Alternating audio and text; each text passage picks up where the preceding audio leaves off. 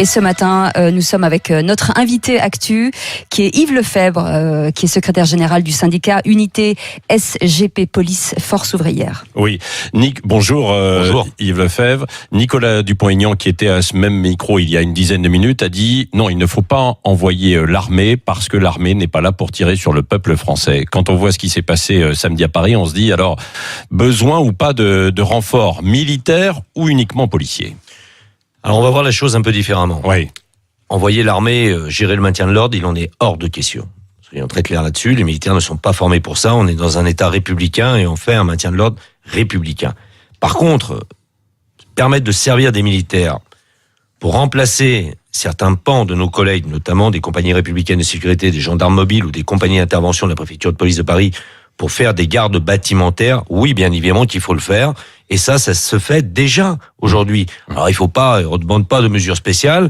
Il faut simplement appliquer ce qu'on fait déjà, notamment sur les gardes statiques parisiennes, ce qu'on appelle la GS75, qui nous permet que quand on a besoin d'effectifs CRS, il y a un protocole d'accord avec le ministère de la Défense et on met des militaires généralement issus de l'opération Sentinelle. Oui, parce qu'il y a besoin de davantage quand même de forces de police sur place. Est-ce que on en manquait véritablement samedi dernier? On en manquera toujours. Vous savez, on manque aujourd'hui chez les CRS, on manque de 1000 fonctionnaires. Oui.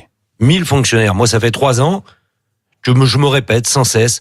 Il faut renforcer les compagnies républicaines de sécurité. Alors ça c'est vrai. Il en manquait samedi. Il en manquait samedi. Mais bien évidemment, il en aurait manquait. fallu déployer combien d'hommes alors? Ah, vous savez, c'est difficile à dire, mais bien évidemment, plus nous aurions été samedi, et mieux aurait pu être géré ce maintien de l'ordre, qui est un maintien de l'ordre très particulier, excessivement dangereux.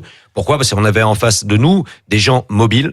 Et c'est ça toute la difficulté. C'était quelque chose d'assez, je dirais, inédit en matière de gestion du maintien de l'ordre samedi. Et là était toute la problématique. Ces groupes qui circulaient, qui se dispersaient, tout en sachant que la plupart de ces groupes sont quand même particulièrement préparés et entraînés. Oui. Est-ce qu'on aurait pu mieux sécuriser l'Arc de Triomphe tout de même?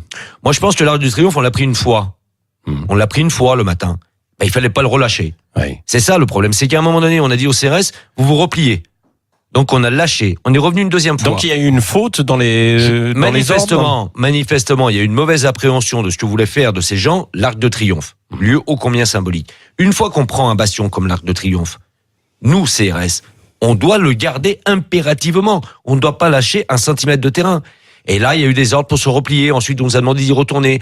On nous a demandé de se replier. Mais pendant ce temps-là, en face, ça se quantifiait et ça se durcissait. Oui. Et la troisième fois fut enfin la bonne. Oui. Et Yves Lefebvre, est-ce qu'il est difficile aussi de distinguer les vrais gilets jaunes des casseurs qui eux-mêmes enfilent des gilets jaunes? Je dirais à 70% des cas, oui. Ouais. Par contre, à d'autres moments, notamment sur les Champs-Élysées, j'ai encore en mémoire les images qu'on voyait sur une chaîne d'infos en continu, on les voyait se déplacer en colonne. Ouais. Ceux-là, on savait pourquoi ils étaient là. Mais là, il n'y avait pas suffisamment de forces de l'ordre pour pouvoir les interpeller. Il n'y avait pas suffisamment de forces de l'ordre pour les interpeller, bien sûr. Ouais. Bien sûr. On avait quelques 5000 policiers, si on comptait tous les effectifs des arrondissements parisiens.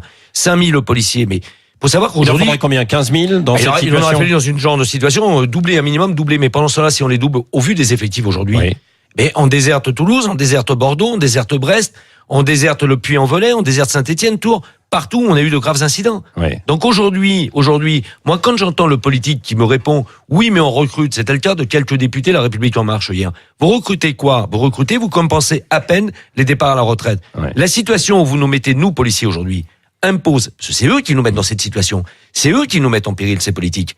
Donc il faut aujourd'hui qu'ils ouvrent largement un plan de recrutement pour qu'on puisse aborder ce genre de problématique qui, malheureusement, risque de se renouveler dans le temps, dans la durée, avec des effectifs conséquents. Oui. Un dernier mot, vous avez peur pour samedi prochain? Oui, j'ai peur pour samedi prochain, comme j'ai eu peur samedi, j'ai déjà eu peur le 24, j'ai eu peur samedi, et j'ai bien évidemment encore plus peur pour samedi prochain. Parce que vous savez, à un moment donné, quand le flic va se sentir véritablement menacé, ça faillit être le cas. Il est fatigué, épuisé. Il est fatigué, il est épuisé. Oui. Vous savez, quand un flic se dit « j'ai chaussé mon arme », chausser son arme, ça veut dire quoi? Mettre sa main sur la crosse de son pistolet.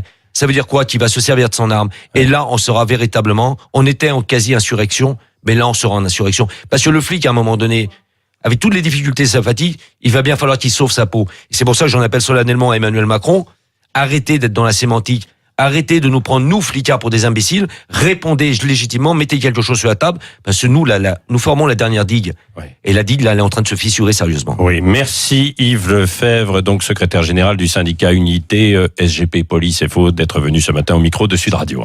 Mais tout de suite, bien sûr, c'est l'édito. C'est l'opinion d'Yves de Kerdrel. Le Grand Matin Sud Radio. Yves de Kerdrel. Avec Fiducial Expertise.